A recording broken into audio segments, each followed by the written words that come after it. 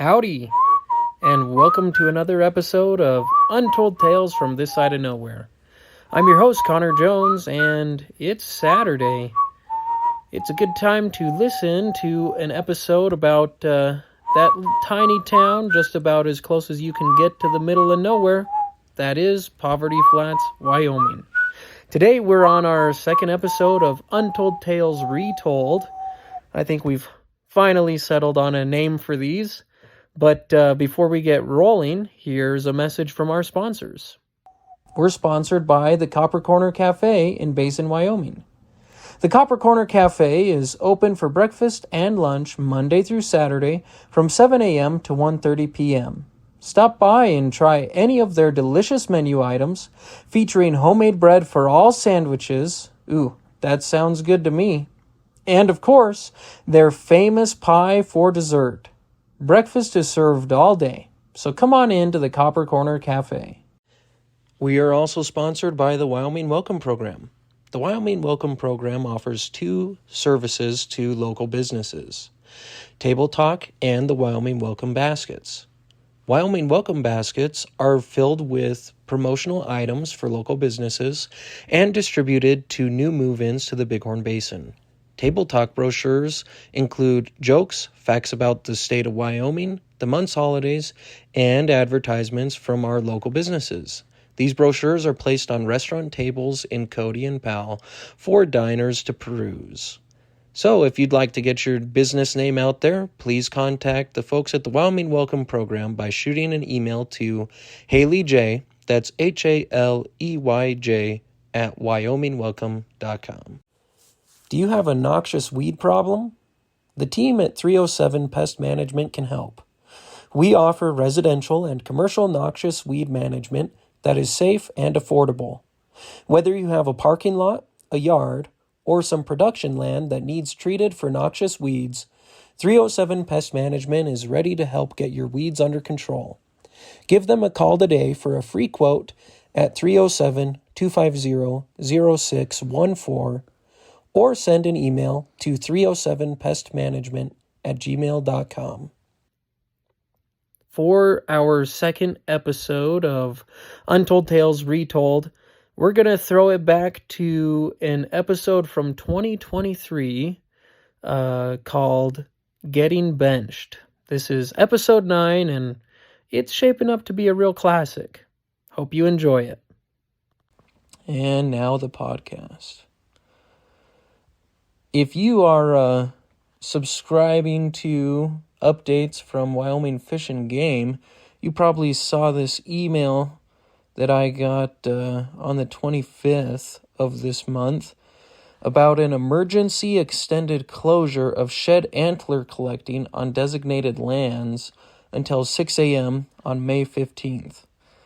And I didn't even know this, but in the southwestern part of the state, there's a shed hunting season, and that includes, the area around Pinedale, the Green River region down there, and, that covers like Evanston and Rock Springs, and it goes clear on over in the east to Laramie, and they're not going to allow shed hunting in that area until May 15th at 6 a.m. So that's the latest news from Wyoming Fish and Game. If you happen to be one of those fellows who enjoys looking for sheds, I say fellows, I mean anybody, right? Guys and gals, we all love finding antlers. But if you are a shed hunter down there in the southwestern part of the state, I guess you don't get a start until May 15th. And this got me curious. I started looking to see if our surrounding Rocky Mountain neighbors have regulations about shed hunting.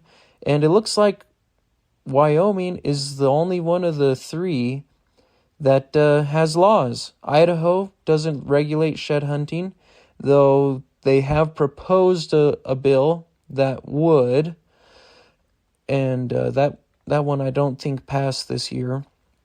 And then in Montana, They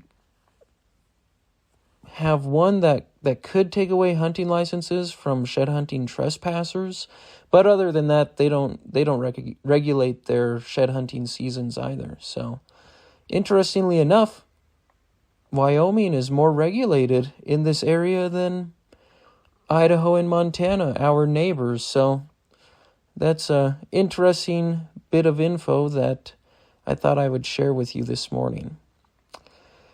Anyways, like I said, the story today is about both basketball and hunting, two of my favorite activities. So we're just going to dive right in with the story, Getting Benched.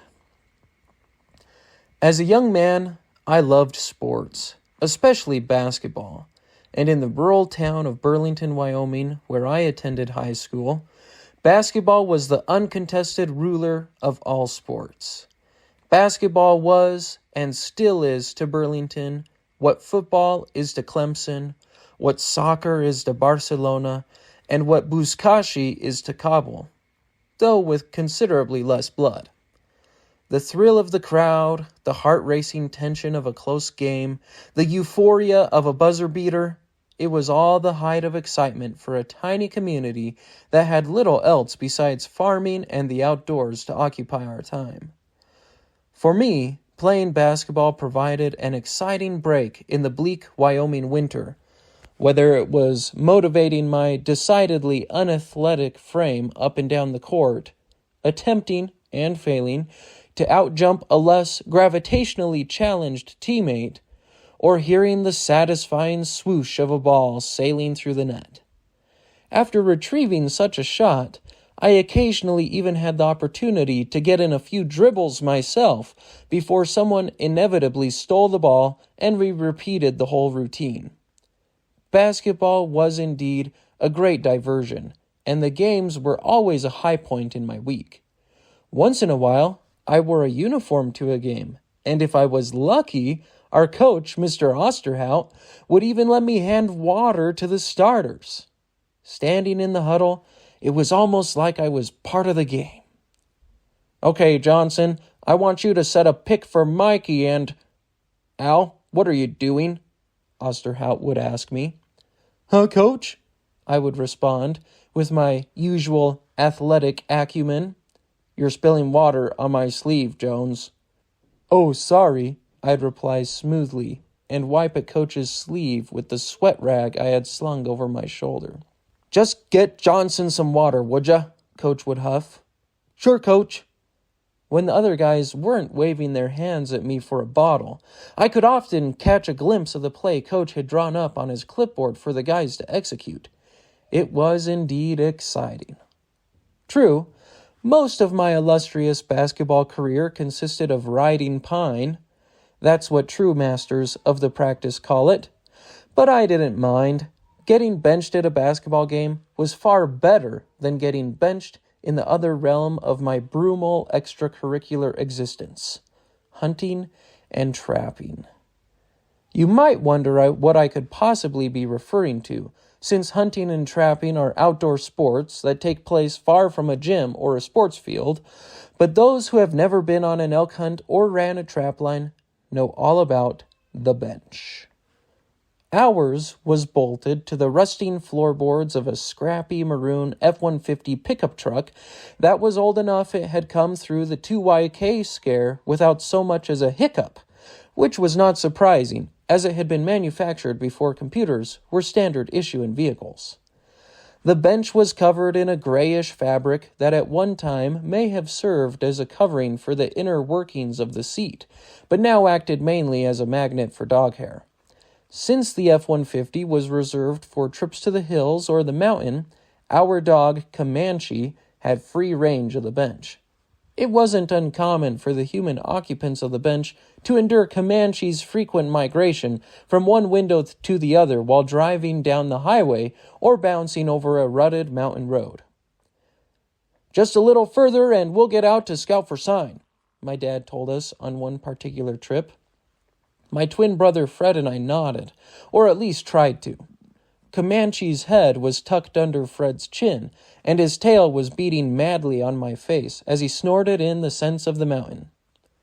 Having Comanche stand on your lap wasn't all that bad, as long as you could hold your breath and ensure he put his feet in the right spots. In addition to his total lack of personal hygiene, he had zero awareness when it came to avoiding the more tender parts of a guy, so you had to kind of guide his feet when he made his way across the bench. If you were lucky, he would brace himself on the pelvis of the sportsman in the middle, then dig his front claws into the upper thigh of the individual sitting nearest the window. The occasional bump didn't make things much better. "How much? Yelp! Farther, Dad!" Fred grimaced when the F-150 bounced over a moderate-sized boulder. Comanche, for his part, was having the time of his life, as proven by the blur of his tail and the steady thwacking it made as it beat me around the ears and face. Dad was mid-sentence in his reply about the time Comanche saw the rabbit. "I said a little, yow!" Dad howled. At least I'm pretty sure it was Dad. I could barely hear him over the screeching that filled the cab. For a moment, I thought a train had made its way into the mountains and was laying on its whistle. But in hindsight, that probably wasn't the case. "Al, would you quit that screeching?" Dad bellowed, trying to regain control of the truck, while Comanche shredded the right leg of his pants in his efforts to escape the truck. Getting benched in our old truck was bad enough, but my Uncle Greg's bench made ours seem like a plush pew in the local church. I'm sure interrogators for the FBI could soon get any information they wanted out of a terrorist, foreign or domestic, if they could only subject him to a few minutes on the bench in Uncle Greg's old GMC. The exact details of the most memorable session on the bench have since faded from my memory. Or perhaps they have just been repressed, like so many other traumatic experiences from my youth. The incident in question occurred one winter when my dad couldn't make it for the hunt, so Fred and I piled into the GMC with Greg, my oldest cousin Rockwell, and his younger brother Jim. Given that Greg and his two boys were each over 6 foot, I calculate there must have been at least 30 feet of man and boy crammed into the cab of that pickup truck. On the way up, things weren't so bad. We soon devised a sort of layering approach to sharing the bench, which allowed us to take turns sitting in the front row and alternately getting plastered against the seat like a peanut butter and jelly sandwich in the bottom of a hunting pack. Given that our cousins were larger than us, Fred and I found ourselves in the squished sandwich position, and worse yet, we soon discovered the idea of taking turns was purely fictional. "Say, do you think you could get off my spleen?" I wheezed in Rockwell's ear after about the second hour of bouncing over mountain roads. "Gee, warn me before you talk, Al," Rockwell fired back in a reassuring tone. "Your breath smells like squished peanut butter and jelly sandwich." The real miracle of compacting all 5 of us onto the bench was that my Uncle Greg could somehow still shift gears. In order to accommodate the transmission and the shifting stick, a sort of hump rose in the center of the truck, and whoever was riding the hump had to spread his legs so Greg had room to shift into lower gear as needed. He only occasionally elbowed whoever was sitting over the hump in the stomach, and given the circumstances, did an excellent job of navigating the mountain road. Needless to say, by the time we reached our hunting grounds 3 hours from home, no one had any interest in ever going back to civilization. All that day I found it hard to concentrate on hunting at all, what with the fear of getting benched looming over me. If only I could figure out a way to avoid having to spend 3 hours with my nose squished against the back of Rockwell's neck. About noon I asked Fred, "Do you figure we could ride back home in the back of the truck?" "You're worried about getting benched too?" he replied. "Yeah, it's all I can think about," I moaned. "I don't think Rockwell has showered for days." "Are you kidding? I'm more worried about suffocating behind Jim. He's like twice my size," Fred paused, his hands absently stripping the bark from a frozen tree limb. "I've thought about riding in the back too, but when it gets dark, with the wind chill, it will be at least -20 or so in the back of the truck." "Gee, that sounds pretty good," I said, trying to sound merely desperate, but coming across as raving mad. "I doubt it'll even be an option, Al," Fred sighed. Just then a torrent of gunfire erupted on the ridge to our right. "It sounds like Uncle Greg and his boys just lit into some elk. There won't be any room in the back of the truck for us and a few elk." I shook my head in disappointment. My dad had told us once about a couple of hunters whose truck broke down on the mountain. They had tried to hike back to Grable and ended up dying of hypothermia. It seemed like there really was no way out of getting benched. I tried to gather my courage, which proved pretty difficult since courage doesn't do well in the cold, and resigned myself to my fate. A few hours later, I was wishing I hadn't resigned so easily. If riding up the mountain with 5 men on a bench seat was torture, then getting benched on the way home was the stuff of a Dante novel, as I soon found out. On the way up the mountain, we had all been recently bathed, or at least some of us, and we still hadn't eaten any of our hunting rations. A day spent hiking in thick coats and the aftermath of the pound or two of black pepper jerky each of us had consumed made for an experience that can only be compared to a cross between the processes used to produce aged Limburger and metamorphic rock. The saddle blanket seat cover of that bench seat saw unspeakable things on that 3-hour trip down the mountain. During the first hour, which required a lot of gear shifting since we were going down some steep stretches, I only endured by staring at the blue light of the digital clock and muttering to myself, "You can do this, you can do this, you can do this." My companions on the bench had different methods of coping. Rockwell's method consisted of shifting position so that a different portion of the nape of his neck was pressed on my nose and snapping, "Would you quit muttering? You're breathing on my neck." I resisted the urge to tell Rockwell just how painfully aware I was of that fact. Once in a while, Jim would grind his feet into the floorboards in a vain attempt to straighten out his lengthy frame, at which point poor Fred would wheeze as Jim's shoulder connected with his diaphragm. Later, Fred told me the strain of being benched must have resulted in an out-of-body experience, because he didn't remember a thing about the ordeal. "Dad, can we roll the windows down?" Rockwell finally asked. "Not right now, son. It's freezing outside," Uncle Greg replied. As the driver, he had the luxury of getting cold. If only we were so lucky. "And Al, would you please shut your trap? Honestly, I can't listen to your muttering for one more minute." I thought my strategy of muttering my motivational mantra might have been more appreciated by my companions, but nevertheless I resorted to merely repeating the phrase, "You can do this, you can do this," in my head. Just when I really thought I might make it home with my sanity intact, the mountain unleashed a blizzard.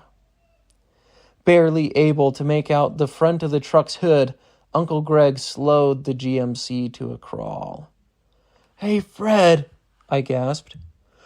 "What do you say we take our chances with hypothermia?" At some point on the trip home, I must have fallen asleep, because when I woke up, we were in front of our house, and Uncle Greg was scraping what was left of me off the seat and hauling me out of the cab. "Is it over?" I gasped. "What are you talking about?" Greg asked. "Haven't you ever been benched before?" "Oh, yes," I replied, "but you can never get used to it." "Well, I guess," Greg replied. "Say, do you boys want to come with us next weekend?" "I'm good," I replied. "Me too," Fred chipped in. "What, do you have something going on next weekend?" "Oh, yes, we've got a basketball game," I replied. "I see. How come I didn't know you two played?" Greg asked. "It's because we're always benched," I said. "Well, I've never seen someone ride a bench like you two," Greg replied. "You better watch out or you'll make a career of it." Oh, I wouldn't count on it. And there you have it, getting benched. I'm sure some of my listeners can relate, whether it's getting benched in an athletic event or getting benched when you're hunting. I tell you, I have seen some awful moments on the bench of a pickup truck, and I bet you have too, whether you have a dog or just some large family members that made getting benched a nightmare. I'd love to hear any of your stories about getting benched or comments about elk hunting, playing sports, or shed hunting. So go ahead and drop me a line. My email address is untoldtalesthepodcast@gmail.com. That's untoldtalesthepodcast@gmail.com. Or you can leave a review on Apple Podcasts. We're also on Facebook at Untold Tales from This Side of Nowhere. So you can look us up there and share any comments you might have. It's been a real blast. I'm so glad that you could join me on this Saturday morning to share another story from northwestern Wyoming. And as always, this has been Untold Tales from This Side of Nowhere, where we work twice as hard for half as much and still find time for the important things like fishing. See you next time, folks.